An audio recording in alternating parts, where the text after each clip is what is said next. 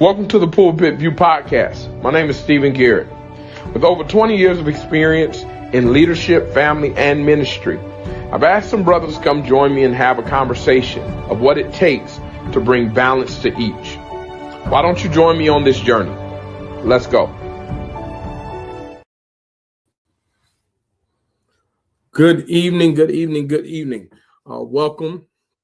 Tonight, we're excited to have you. My name is Stephen K. Garrett. I am, for those who are the first time here, I am a pastor, I'm a leader, I'm a husband. I've had the privilege of being in leadership for over 20 years.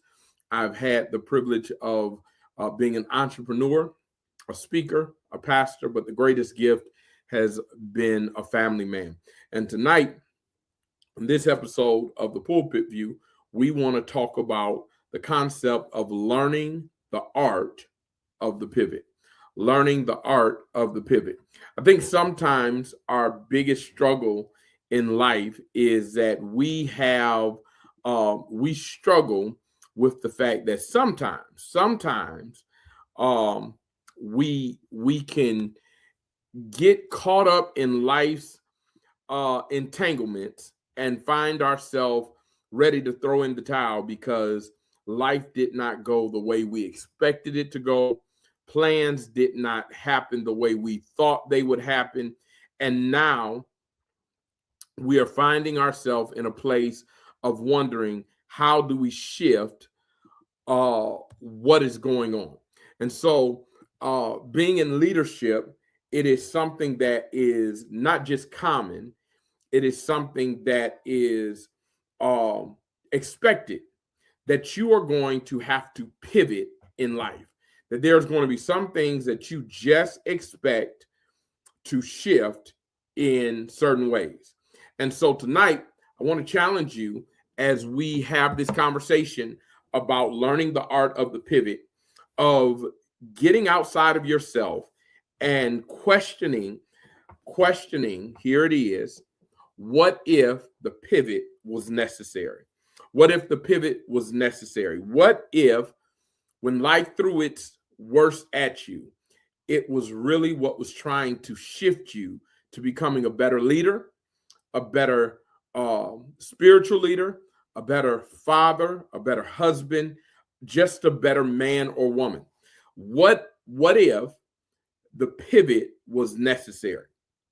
And so one of the things that I want to highlight tonight that I think is very relevant is that in leadership, we sometimes have a negative view to pivoting, because pivoting sometimes feels like failure. Most people do not change directions unless they recognize that they've been going in the wrong direction, right? Most people do not change strategy unless the strategy they were using was not right. Most people don't change form. I'm in the gym on a regular now, and one of the things that I've learned being in the gym so much is that form is so vital. And every now and then, when I am trying to lift a heavier weight, or I'm trying to bench press a higher number, I will sometimes mess up my form. My hands won't be in the right placement. I remember one particular night we were training. This is early. And so I'm at the bar and I'm lifting, and I got my whole hand around the bar and I'm lifting it in a certain way. And what was shared with me was, Stephen, try using your palm. He said, this little adjustment is going to change everything. And as soon as I made the adjustment, what happened was I was able to lift the weight by far easier. And what I discovered was, once I shifted my tactic, once I shifted my strategy, what was hard at one point became a lot easier. And so one of the things that I want to share with you is that sometimes in leadership, as we're peering behind the curtain of what leadership looks like in the family, in the marketplace, in the church house. One of the struggles that many leaders deal with is pivoting. And before you say I'm a great pivoter, or the church is seriously it's the church, I want to tell you that we have a common conversation in pastoral communities of how church people can be tied to traditionalism. And can I tell you, one of the reasons that I believe we have to learn the art of the pivot is because we have sadly placed all of the blame on the church people for why the church hasn't pivoted. And some of it comes from us. Let me share with you. I remember the first time that I didn't preach in a suit. I felt off. And I know that sounds very simple and just like you couldn't preach without a suit on. The first time I preached in a robe, I felt off. But after I was in the environment that required a robe, or when I was in the environment that required me to dress down, it would not have been well received if I was not dressed for the environment. So I had to shift what I had on, my attire. And I think sometimes we wear our traditionalism and the way that we're used to doing things, that we've gotten to a place where, can I be honest with you, we've gotten to a place where sometimes our struggle is we're unwilling to change our tactic for the moment. I remember Pastor Mark Lee said something that blessed me. He said, the message should never change, but the method must be fluid. You know, one of our favorite songs in the Black Baptist Church is "To serve this present age, my calling to fulfill." I remember when I went to the first church that I saw them doing praise dancing in the church. Listen, I loved it. But I remember sitting next to this young lady, this older lady in this church where I am visiting, and they're doing praise dancing, and she just, I don't know why they got to do all that. I don't know why they got to do the young ladies and the men that are in there, because the men are doing another level. It's like miming. They're doing miming, and they got praise dance going on. And what was happening was this older lady, she had an issue with it, and she's complaining about it the whole time. And so the pastor said something when he got up that blessed me. He said, some of you don't understand why this is going on. He said, but our children could be in the streets, but they're in the church, and they enjoy being in the church. He said, maybe if we look at the benefit, we'll stop complaining about the change. And so tonight, I want to dive in tonight for a quick moment, because we go through the Bible and we see all of these places where pivots had to happen. Paul wanted to go in one direction, and in Acts chapter 16, the Bible says that the Spirit redirected him to another place that he desired. What happens when you have your plans in place? You have everything set on how you want things to go, and it is necessary for you to pivot. It is necessary for the Lord has told you it is time for you to go in a different direction. What happens when your plans are not God's plans? What happens when you knew that you were on the next level? You're on your way to the next level, the next appointment, and God shifts it, and you're in the same place 20 years from now. I remember a pastor shared with me one time. He said, man, I never thought I would stay here. This is what he shared with me. He had been there for 35 years by that time. He said, when I first came, I knew this was a stepping stone in my walk with God. He said, I just knew it in my heart of hearts. He said, and I remember when I was up for another church in another city, he said, and I'm talking about, he said, Reverend, this church had multiple services, and this is in the 90s. He said multiple services in the 90s. He said they were one of the well-known churches of their day. He said, and I remember going there, and I'd been talking to the Lord, and he said, and even in my conversation with the Lord, I was thanking the Lord for what he was doing.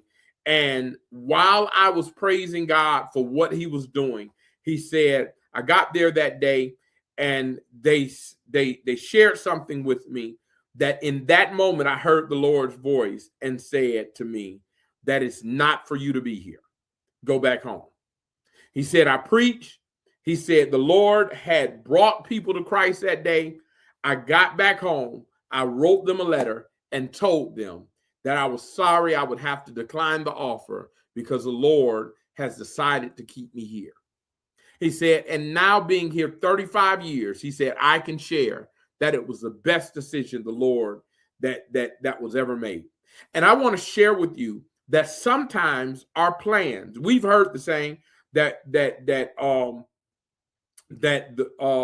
man plans, God changes them, right? You've heard it. You've heard that man's way is right as his own eye. You have made plans, and now God is causing you to pivot. Now, here's the problem when you've made plans and God has caused you to pivot. I want to share this with you. Here's the first thing.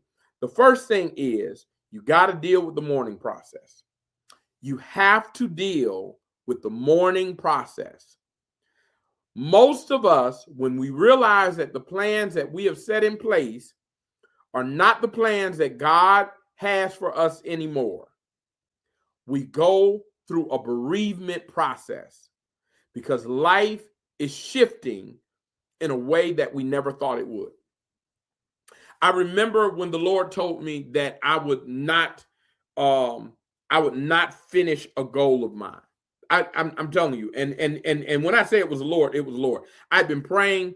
God had helped me to allowed me to help others achieve a goal in this particular area that I was asking God for. I've been praying, and I've been talking to the Lord, and so an opportunity had presented itself, and I knew God was answering my prayer. And as I was going into that opportunity, the Lord said, this is not for you.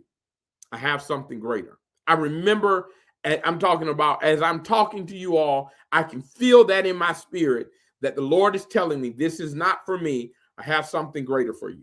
And I sat there on the steps after this meeting with tears running down my eye. A young 20-something-year-old, and tears are running down my eye because I can't believe that I have everything I need to accomplish the goal. Everything is there, but they have told me no. I've knocked on literally every single door, and they said, this is not the season. And so as I'm there with tears in my eyes, I'm talking to the Lord, and I'm praying, and I'm asking God. He shows me the next steps, and every door opens that he shows me. Every door opens almost without struggle. Every door opens that he shows me. And I want to tell you why. I had to grieve it, and it was something that even while I was progressing, I was still having a pity party. Woo! I want to share something with you. You can see the blessings of the Lord and still feel burdened by your past. And one of the struggles when we are learning to pivot is not allowing your past failures, your past pivots, your past struggles to impact your current successes. But I'm telling you, after over 20 years of ministry, over 20 years of leadership and entrepreneurship, I am telling you, there have been seasons of my life that here it is, I have allowed my past failures to impact and to negatively influence my current season. And it wasn't until I allowed that to shift and I started to become more fluid. I told you all, I go to therapy. Some of my therapists said to me one day, they said, Stephen, I admire you so much because you have the strength of a rock, but that has a limit. I want to challenge you to have more of the strength of a river. And I said, what do you mean? She said, a boulder is strong. It is solid. For many, it's unmovable. But here it is. When seasons change, it doesn't change with the season. And sometimes it can cause it damage. And I said, well, what do you mean? She said, have you ever noticed that there's cracks in the ground? She said, because that ground is solid. And when the world is moving, those cracks disrupt it and break it.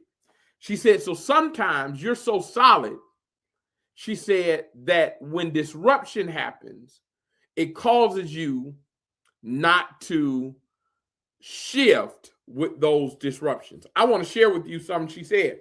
She said, but a river has the ability to corrode the boulder, but it shifts with the season. She said, it is so strong that it can barrel through a city. She said, but it's so pliable that when something tries to block it, it knows how to go around it. I want to tell you what the true art of the pivot is. The true art of the pivot is recognizing that it's not failure, it's repositioning. It's repositioning. It is recognizing that there are some places that you have been told is not the season for you. But you've also been challenged to find ways around it. Now, here it is. What I discovered when I heard the not yet was delay is not denial. But if I had achieved what I wanted when I wanted it, I wouldn't be where I am today, where I need to be. And so here it is. You look at people like Abraham. Abraham, we discover, may have mastered the art of the pivot. Abraham is 75 when he's told to leave his father's land and go to a place that he's shown. He leaves without a destination in tow. And the Bible says, to the point that when he is finally there, he doesn't even know he's there until he's there. And so here it is. Then he is given a promise through his son. And after the promise is given, he is told to sacrifice it. Abraham always moved with the will of God. So the first thing is, if you're going to learn the art of the pivot, you're going to have to learn how to grieve properly. Because pivoting means that something you are changing direction, courses, or strategy. Here it is. And that might be hard, and it's okay to grieve, but you cannot allow your past grief to impact your present praise. So if we're going to pivot, you're going to have to learn how to move with God. You're going to have to learn how to move with God. One of my my, I won't say favorite texts, but I love the conversation between John Mark and Paul. Now, for those that don't know the story of John Mark and Paul, John Mark decides that he's not going to go with Paul on the journey. And Paul, in that moment, starts to negatively talk about John Mark. Well, after that, here's what happens. Later on, Paul is talking to the brethren, and he says, praise God for John Mark, because he didn't go this direction and the gospel spread. You cannot let the weight of others' opinions stop you from pivoting. I'll say that again. You cannot let the weight, the influence of others' opinions stop you from pivoting. When you learn how to move with God's will, you no longer care about the opinions of those who don't understand the goal. I'll say that again. I did not say they will not impact you. But when I say you do not care, you understand that God's purpose is going to reveal itself and show itself in due season. And the truth of the matter is that's difficult. That is difficult because the crowd is sometimes louder than the voice of God. Not more powerful, but louder. You heard that he speaks in a still small voice. Sometimes you got to get quiet and away from the crowd to hear God. But that crowd is saying, crucify him. That crowd is saying, bring yourself down. That crowd is saying, Hosanna at one point and crucify him at another point. But can you be quiet enough to hear God and be dedicated and disciplined enough to pivot when God says pivot? Listen, if you're in a season of pivoting, if you're in a season of, listen, I'm shifting, and some folk don't understand the shift that that's happening right now, I just need you to put in there pivot. Put in the comments pivot. If you know that there are some things, we had to pivot. We had to pivot in the pandemic. I remember one pastor came to me, a retired pastor, and he tried to sly talk and say, I just don't believe preachers that aren't having in-person service have faith. If you're not having in-person service, then do you really believe in God? And I said, well, God gave us wisdom. And he was like, well, Reverend, I just believe this. I said, you have every right to believe what you believe. I said, but I care so much about these senior saints. We're going to figure out ways that they can worship in the safety of their homes, and we can still reach them. And at the same time, I can be on task. So every single Sunday, I would drive to church and be present at BMBC in Phoenix City from Montgomery without hesitation to make sure that I was there. But here it is. We had to pivot. By the grace of God, we had just set up, just in January, we had just set up our Givelify account. And folk were why we need Givelify? Why we need electronic giving? Why we need electronic giving? They're gonna do this, they're gonna do this. But here it is. And it didn't show up. It did not prove itself to have some value until just a couple of years after. But if I listen to all of the naysayers, if I was so concerned about everyone that said it wasn't going to work, then what would have happened is we wouldn't have been prepared. That was a season that we set up our deacons list, and we had deacons assigned to members. That was the time that we did most of our virtual Bible studies. Why? Because when we were doing it doing the we just trusted people were going to be there. The Pulpit View was born during that time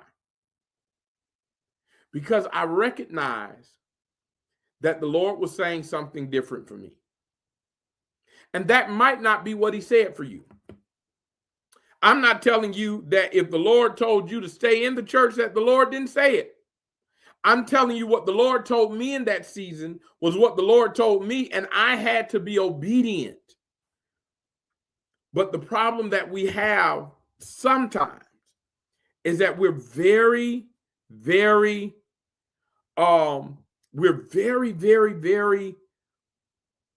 connected to people's opinions and not God's opinion. Do you hear me? We're very connected to people's opinion and not God's opinion. And the question is, can you be committed to God's opinion, God's direction, and drown out the noise of those who are naysayers? Who are naysayers? So here it is. First thing is, you have to learn how to grieve your past without allowing it to impact your present praise. Second, you have to drown out the noise and move with the will of God. Third and last, hear me, you have to go all in. You cannot be anchored to the ways you used to do things. And I'm helping myself as I'm saying this. You cannot be anchored in the way you used to do things and expect new outcomes. Let me share with you. I was in the barbershop for over 20 years. I have both of my feet were already somewhat flat before I start cutting hair, but my arch has completely collapsed, right? And I remember when I started this workout journey, because I love to run. I remember when I started this workout journey, I'm like, I'm getting back into running. I'm going to do this. I'm going to do this. I'm going to do this. And I'm sure I can get back into running at some point. But here it is. Went to the doctor. The doctor said, Stephen, you got to find some alternatives. Got to find some alternatives. There's riding a bike. There's elliptical. He said there's a treadmill. He said, but running is not going to do you good because the fact that your arch collapsed, your ankles aren't doing what they need to do. He said, so you need to shift some of the things you're doing. Can I tell you something? For the first year, y'all, I would consistently, I do what he said, but every now and then I'm like, I feel good today. I'm going to take a run.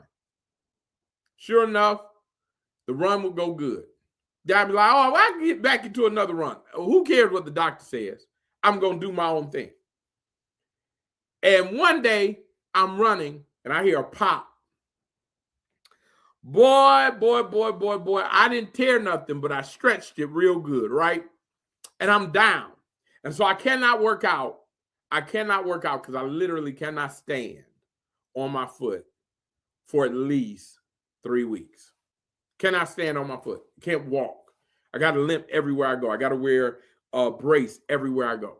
And so my trainer was like, we don't want to damage it anymore. Take a rest and we'll get back in. And so here it is, y'all. I got better. I said, well, this time I'm going to get arch support and I'll try to run with some arch support because I was just running regular shoes. I'm hard-headed. As hard-headed as they can come, right? Again, twisted my ankle. Didn't pop this time. Didn't do this. I just twisted my ankle. I'm down for a week this time.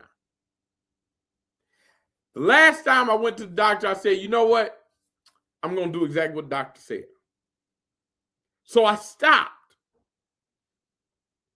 And I've been on a consistent journey because I pivoted and I stopped trying to be the old version of myself and embraced the new version of myself and what the new version can do.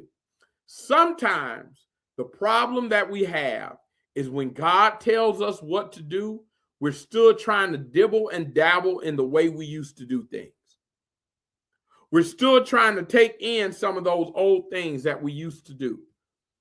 Bible said, behold, the old man has passed away. Behold, I've created in you a new creation. The reality is sometimes we are too stuck trying to do old things, old ways, and we're expecting new results. And I'm here to tell you, the only way you're going to see great results is when you buy in fully. And that takes getting over a level of fear. That takes getting over a level of fear.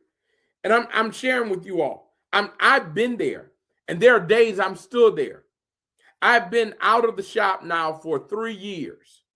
3 years that I have not been in a barbershop as an owner, a customer, or a barber. 3 years. Not one of them, right? Now, I still cut hair on the sides for my own skill set because I want to train all my kids. And they won't let no one else cut their hair. But I hadn't been in a barbershop. Can I tell you, there have been at least 100 times I wanted to reopen a barbershop. And I've had folk offer to help me open it. Here's the reason why. Because whenever money gets a little tight, I'm like, ooh, I got some skills that I know how to go and generate something I need to generate. But I'm also asking God to broaden my territory, to expand my reach, to utilize some gifts that I allowed to stay dormant for years. So here's what I had to recognize. Either I was going to embrace the pivot fully, or I was going to halftime the pivot. And I want to share with you that embracing the gift that God has given you, embracing the call that God has put on your life, embracing the shift that God is making on your life is a complete surrender and not a partial surrender. And that is difficult. I'm telling you, I'm not saying that you need to change it tomorrow. I'm not telling you that it's not going to be hard. I'm telling you that if you've been in a leadership position, taking on and standing 10 toes down on that thing is difficult. It's difficult. Can I tell you why it's difficult? It's difficult because first, fear has a way of whispering in your ear. Fear is not always loud. Sometimes fear is just quiet and consistent. Fear is constantly reminding you that bills are due. Fear is constantly showing up in new situations saying you've never been in that place before. Fear is telling you that the members are going to revolt. Fear is telling you that they're going to stop giving like they need to. Fear is telling you that if you step away from that thing, that you will not have enough. Fear can be quiet and consistent just as much as it can be loud and boisterous. And I want you to understand that if you're going to shift, if you're going to pivot, if you're going to really take reins on it, it's going to require you, hear me, to embrace it fully. And that's difficult. That is difficult. That's not easy, but it's possible. Not only is one of the reasons that it's hard to learn the art of the pivot is because of fear. It's hard to learn the art of the pivot because of imposter syndrome. You can't pivot because you don't think you belong. You don't think you have what it takes to pivot. You don't think you're enough to pivot. You are like Abraham asking, but how can this be? Well, like Sarah, how can this be? Sarah posed a question, I'm old. How can this be? How can this be? You have an issue because you feel somebody else could do the job better than you. Think about it. Sarah offered her maiden because she felt she was capable of doing something that God said it was for her to do. I'll say that again because you may have missed it. Sarah offered her handmaiden because she felt it was easier for her to do it, or she was more capable of doing it than she was. And isn't that something for somebody to hear what God said and at the same time just say, no, this person's better at it, this person's more equipped? It is lit.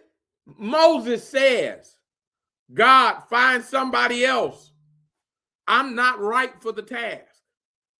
Sometimes the reason you can't embrace it is because you have imposter syndrome and you don't feel like you are fit for the task. But if you're going to pivot, you're going to have to believe not in yourself, but in what God said about you. Because sometimes, can I be honest with you? Can we be real for a moment? Sometimes it is hard to know you, believe in you, because you know you. And you know you got some fickle ways. Peter knew him, and that's why it was hard for Peter to believe in himself. But I don't trust in who I know my history is. I trust in what God says I am. And part of pivoting is moving outside of what your rap sheet says and holding on to what God's record says. That he takes the worst and makes the best. So part of our problem is failure. It's fear, imposter syndrome, and the last thing is this: impatience. Impatience. Because when we pivot, we want it to happen right now, and we don't want to go through the process. Abraham had 25 years of waiting before the Lord secured the promise. For the Lord secured the promise for him. The Lord had already settled that the promise was coming, but before Abraham was able to hold it. And sometimes the reason that we want to turn back is because we're impatient with God. And because we feel like God is constrained to the time frame that we have. That what we feel like is that if it doesn't happen within this season of our life, it's not going to happen. Something I discovered the other day here: the largest number of billionaires and millionaires happened in their 40s. Stop believing the hype that's on Facebook, Instagram, and all of these social medias that show these 20-year-olds traveling the world and doing all this stuff, and you think that they're just rich and you're behind. You're not behind. You're right on time. You're right where you're supposed to be. Stop believing the hype as a leader that all these churches are packed every Sunday. God knows. Listen, I love watching Pastor Cosby. I love watching Pastor Anderson. I love watching some of these great pastors. But here it is. Not all the churches look like that. Most of them don't. Most of them are 50 members strong. Some are smaller. And the pastors are serving well. And they're educated. It's not a lack in who the pastor is. It's that God has called them for that season. But patience says that I don't have to be at the final destination yet for God. And what if that is the final destination?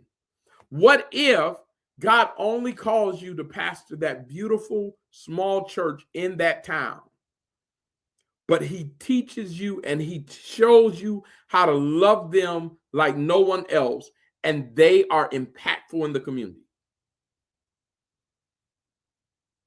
Patience is key if you're going to learn the art of the pivot. Gonna share with you this, and then we're done because I gotta eat.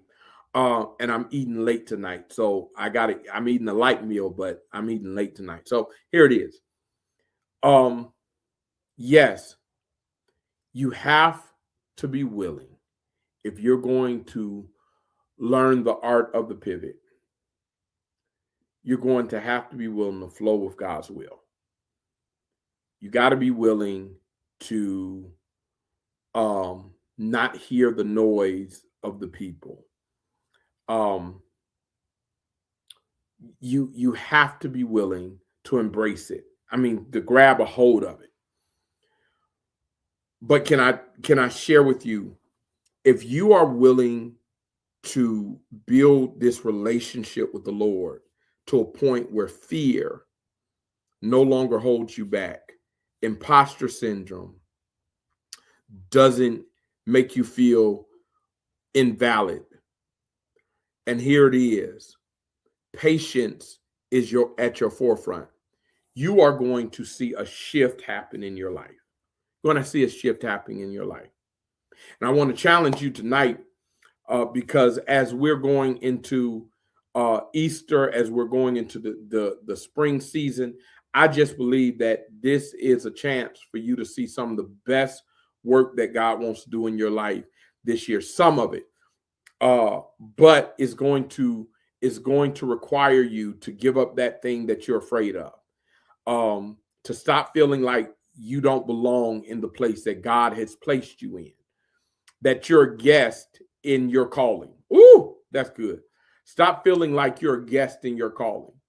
You were called for that purpose. You were called for that place. And then be patient enough to allow God to do his perfect work.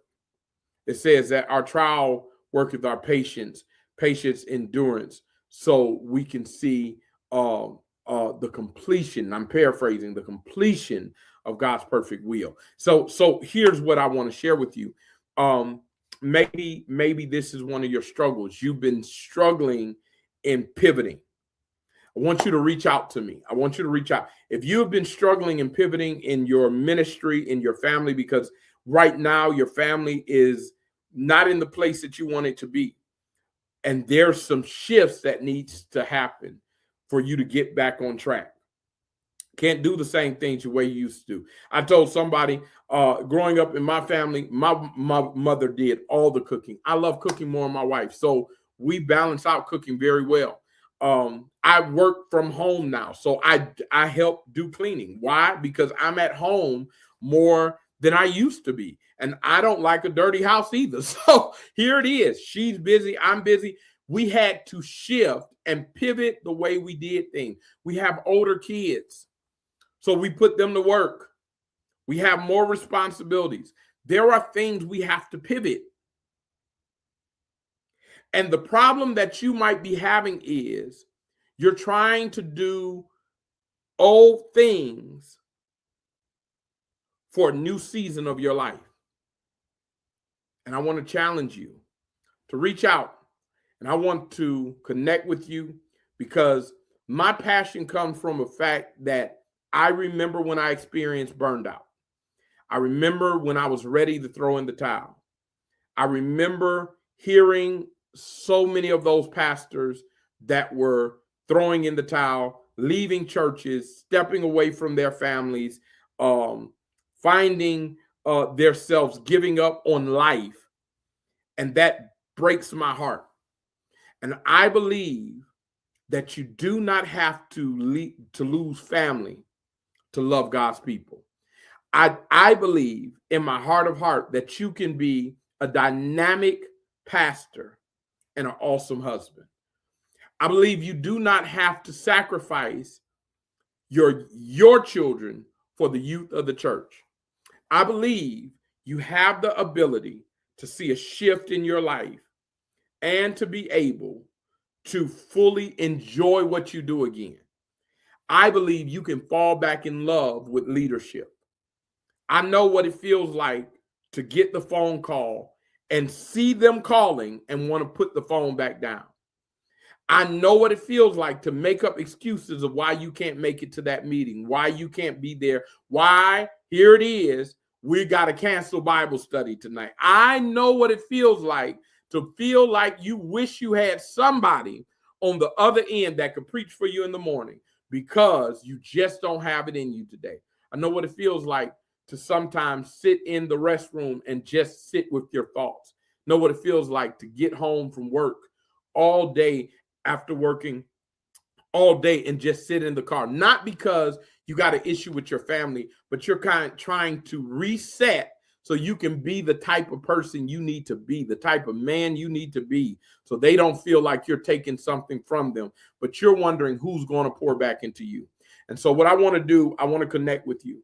We're working on something right now. And in the future, we're going to have some great, exciting news coming of some things we have coming in the woodworks. But before that happens, I want you to connect with me, because I believe as a man of God, as a man, as a husband, as a pastor, God has equipped you and given you, here's the word, the capacity to pivot. He's giving you the capacity to pivot. But it starts with you reaching out and talking to someone and letting them know that I need to pivot. So connect with me through Facebook, Instagram, YouTube, message me, and I would love for us to sit down and go through and develop strategies for your future. But for those that are watching us and they love what we do, we have these deep conversations. Here's what I'm asking you to do. We are consistently reminding you, we are building our YouTube page because we know Facebook does not keep the videos on for more than 30 days. And so what I'm asking you to do is, if you have not liked, subscribed, or followed us on YouTube yet, please go over to Stephen Garrett. Type in Pulpit View on your YouTube. It will come to one of our videos, and we would love it if you would do us the honor of following us. We respect your time. We know that your like, your follow, and your subscribe is something that you hold dear, and we would be grateful if you would share it with us. Have a phenomenal night. Know that I'm praying for you. Brothers and sisters that are in the gospel, I want you to preach well on Sunday. Know that you have somebody praying on this side, that God would speak well through you and that he would use you in a powerful way. Have a phenomenal night and have an incredible week. Remember that you can pivot.